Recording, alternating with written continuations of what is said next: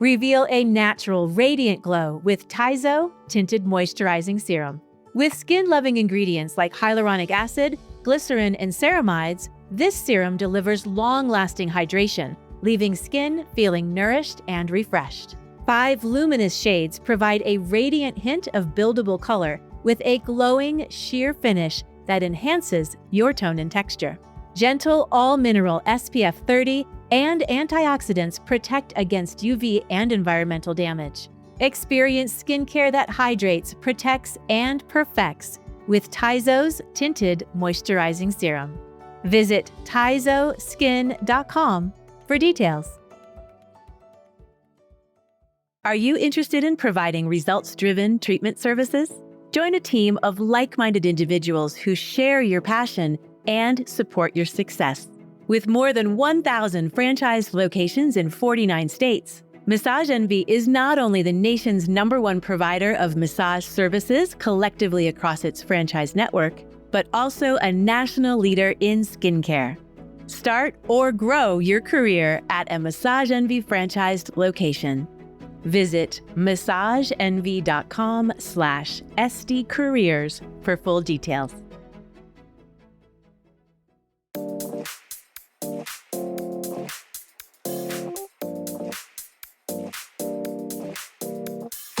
Hello and welcome to ASCP Esty Talk. I'm your co-host, Maggie Staszcuk, ASCP's Program Director. And I'm Ella Cressman, licensed esthetician, certified organic skincare formulator, and content contributor for Associated Skincare Professionals. Ella, we know the beauty industry can often glorify the hustle mentality, work harder, work longer, always be on the go. But today we're flipping the script. We're diving into the idea of balance and redefining what success looks like in our industry. So let's talk about the impact of this hustle mentality for estheticians. The beauty industry seems to demand nonstop effort. The always be busy mentality is sometimes romanticized, I think, with long hours, always striving for more clients and constantly pushing yourself to be productive. But I think for many, there's a real impact of this on our mental health, our relationships, and personal well-being.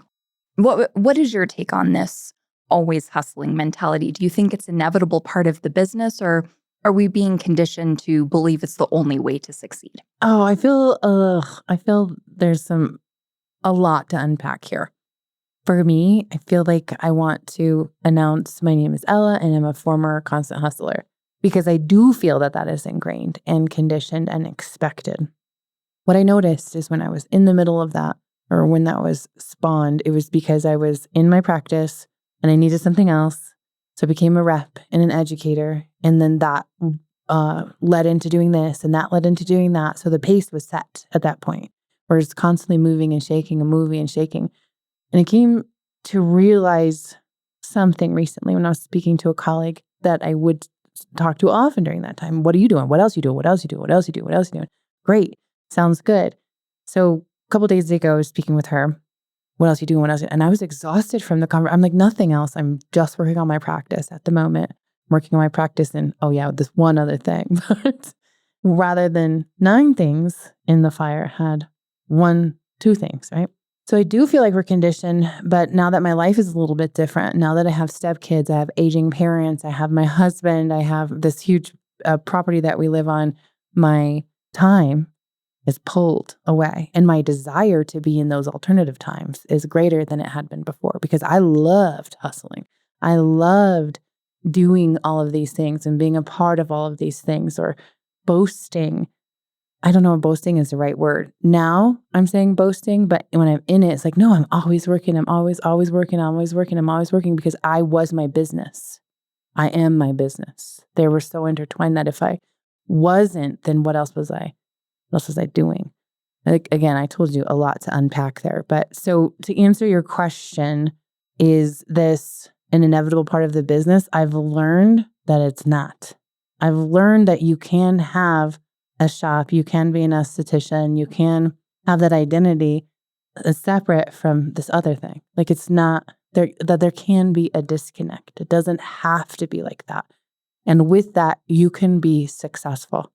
I also recognize that hustle, that constant hustle mentality, can prove to be successful also.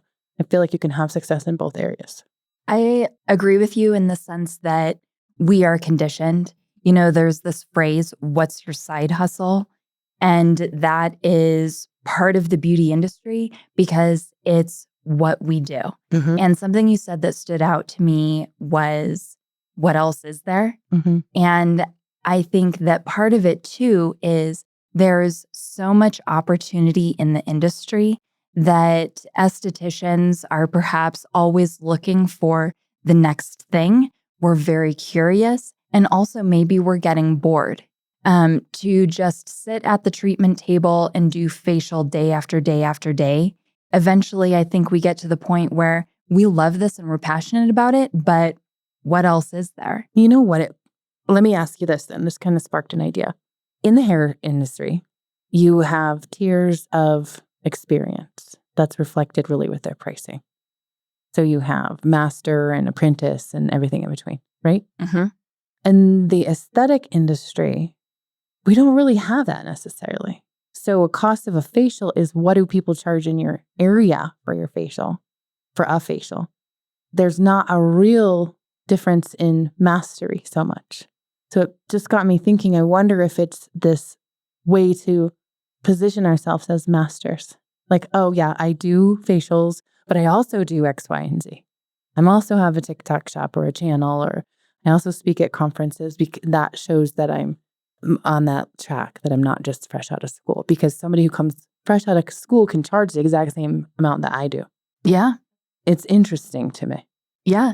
I think you're right. I think there's something to that we are trying to always level up. And I think also to that, just switching gears a little bit, there's burnout, right? And you spoke to that a little bit. You've reached a point in your life where you've realized you don't need to always be doing that. And you're finding other aspects of your life that are more valuable to you than to constantly be hustling. But okay, yes. And then you're talking about burnout. Then you said something like being in the treatment room at the treatment table, doing the same thing over and over and over. I've experienced burnout at least once a year. And it's just a different definition. I've experienced this like time-consuming burnout, but I've also experienced dermaplane burnout. And I've experienced eyebrow, or let's say eyelash tinting burnout. Like I'm done with that. I go through these phases of it's just not as much fun. At the same time, I do recognize that I experience, like right now, I'm so pumped with the product line that I'm using and the treatment opportunity that I'm like, oh my God, let's try this, let's try this, let's try this.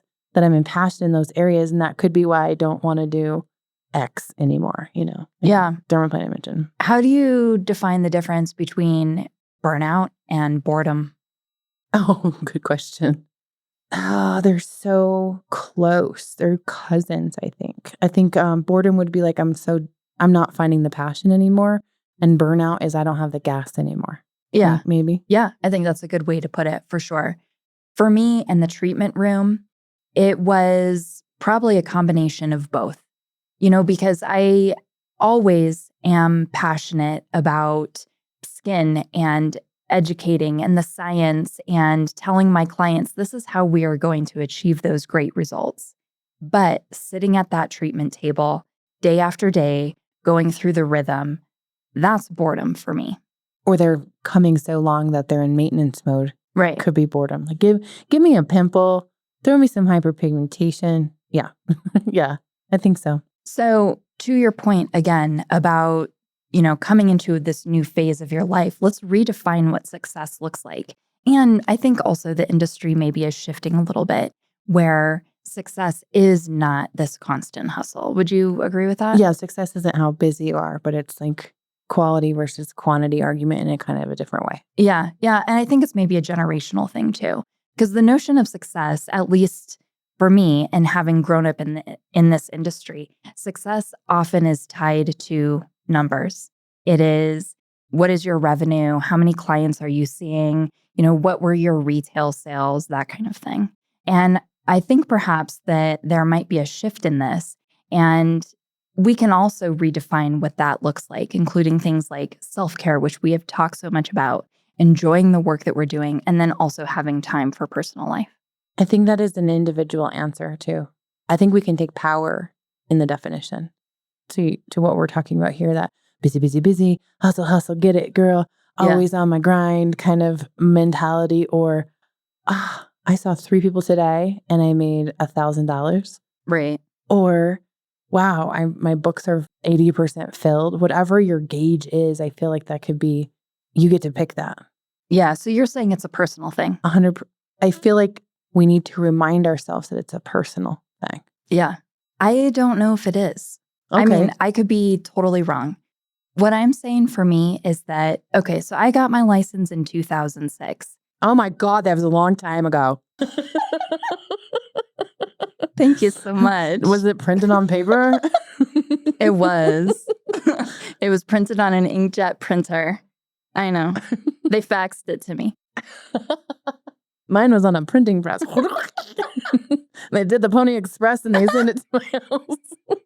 Anyways, I think that for me in that generation, it was ingrained that you are successful if you are selling X amount, if your books are this full, if you are working 5 days a week, and you can expect it will take you this long to get there. And places of business were saying, guess what? This is your quota. If you're not meeting this quota, you're out. And so for me, that will always be my measure and my gauge of success. I don't want to say I can't. I probably can shift my mindset, but at the present moment, my gauge for success are all those things that were ingrained in me when I first started out as an esthetician. And I guess what I'm saying is, I think that there is a group of estheticians that grew up thinking that way as well. Oh, I would agree. I would absolutely agree. I guess there's this little bit of a relationship between goals and success. So I guess what I'm saying is you get to define your goals. Or if you work for someone, your goals are defined for you. Mm-hmm. And so you get to choose if you want to work there based on those goals, right? So it all comes down to goals. So if your goal is to have this sales to service ratio and you achieve it, success, you met your goal. If your goal is to have X many clients a month, success, you met your goal. My goal is something I used to do. I used to work in the clinic or in the treatment room 6 days a month, and I made great money, and then I could do my side hustle things. That was cool. I loved it. I'd brag about it. Now it's a little different. So my new goal is going to be to work X days a month, make X $1,000 a month, period, exclamation point. Not a ... just a period. Uh-huh. And once I get there, and I know I will, then I will be successful. So you have redefined your measure of success. Indeed. Indeed. Do you feel like the beauty industry pressures us to focus too much on the numbers? Yes. Yes, I do, for a lot of reasons. We're in a very visual space. We are connected socially. We're in a boastful environment quite often. Our education is led by brands. A lot of things are led by brands, right? The brands jumped in at a time chronologically where the basic education hadn't caught up with a lot of the offerings. So the brands have now taken control of specific areas of education. So we look to them. We put our confidence in them. We also look to brands to validate us as practitioners. So we're boasting about, look what I did. We're hashtagging them in our social media posts, hoping they see us and they repost us. We're doing a lot of their marketing for free. And they're telling us, do more. That's the message that they're doing. They're leading us that way. When you get to a certain level, you're going to be a bronze, you're going to be a silver, you're going to be a platinum, and then you get this perk and you get that perk. It's very much rewarded based on these numbers. Who's setting those numbers? Brands.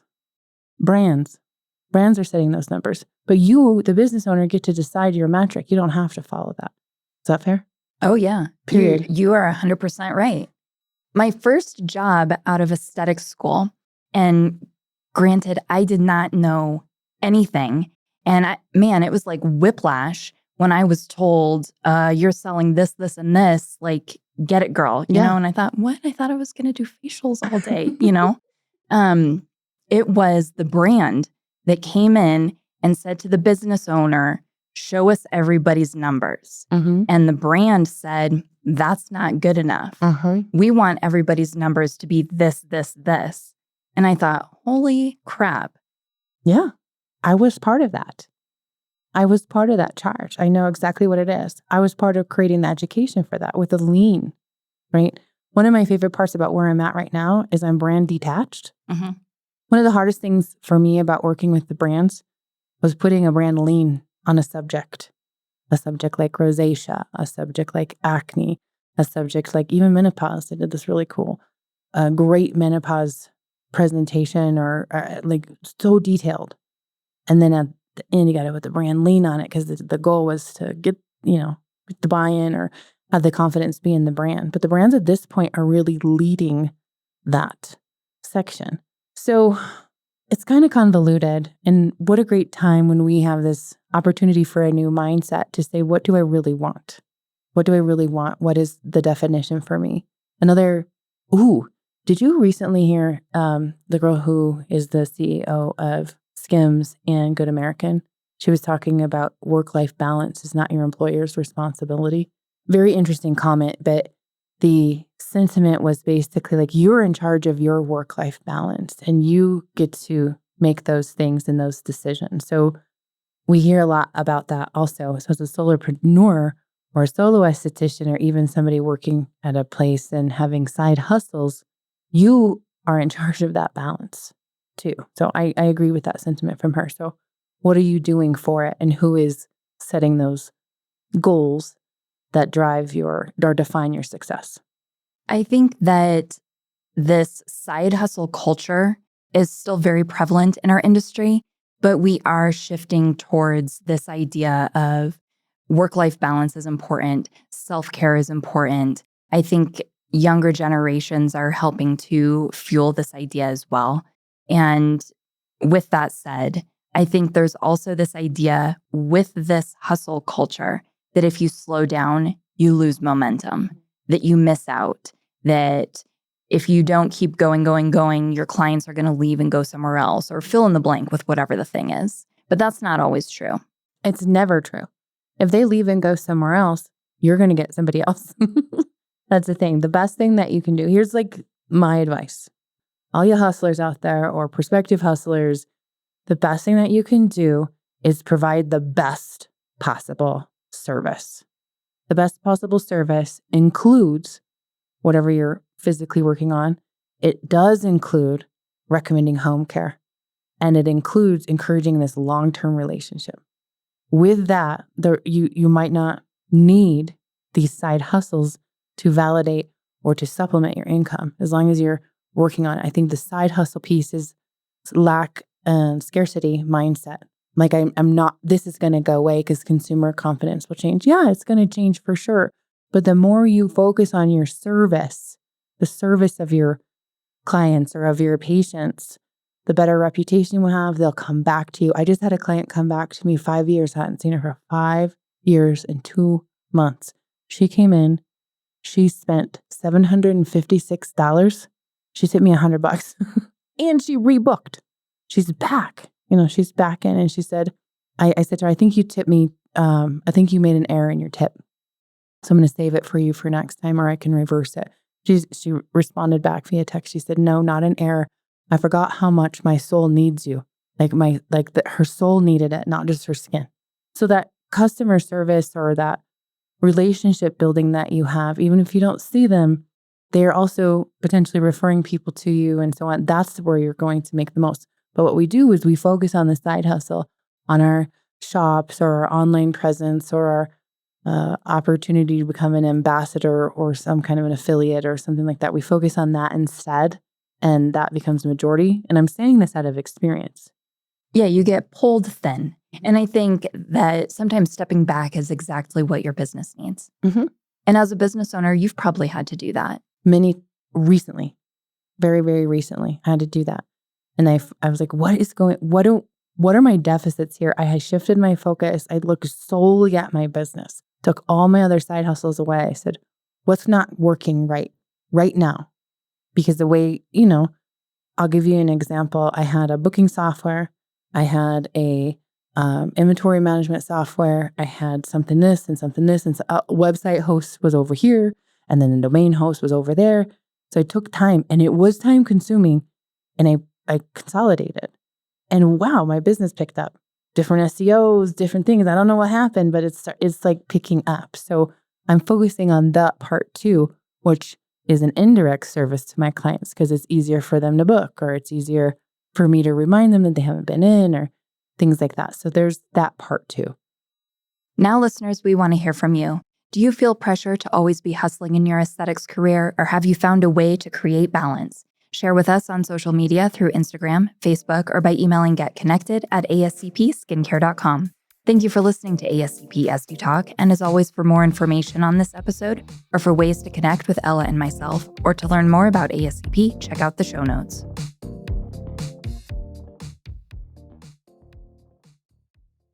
This podcast is sponsored by Lamprobe. Lamprobe is a popular aesthetic tool that enables skincare practitioners to rapidly treat a wide variety of common minor skin irregularities, or MSI.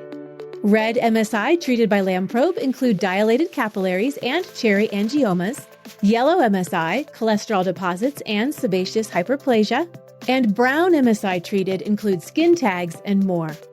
Lamprobe MSI treatments are non-invasive and deliver immediate results.